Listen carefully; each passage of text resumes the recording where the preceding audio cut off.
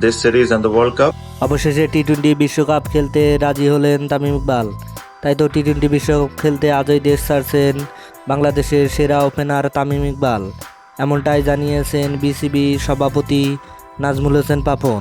আর নাজমুল হোসেন পাপন তো মহা খুশি, কারণ তামিম ইকবালকে অনেক বোঝার পর অবশেষে তিনি বিশ্বকাপ খেলতে রাজি হয়েছেন। তামিম ইকবালকে অনেক কষ্ট করে বুঝিয়েছেন পাপন, তাই তো বিশ্বকাপ খেলতে আজই বিমান ধরছেন তিনি।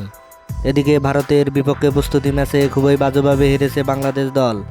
তাই তো বাংলাদেশ দলে তামিম ইকবালকে যে প্রয়োজন, তার জন্যই সবার সাথে কথাবার্তা বলেই তামিম ইকবালকে আবার দলে নিচ্ছে বাংলাদেশ।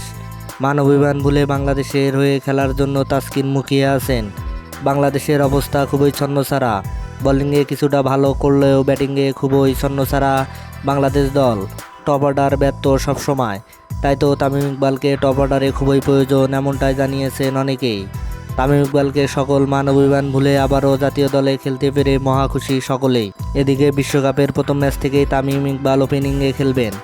দর্শক, আপনি কি মনে করেন তামিম ইকবাল দলে ফেরায় আবারও বাংলাদেশ ম্যাচে জয় ফিরবে? তাহলে অবশ্যই আপনার মূল্যবান মতামত কমেন্ট বক্সে জানিয়ে দিবেন। ধন্যবাদ। আল্লাহ হাফেজ।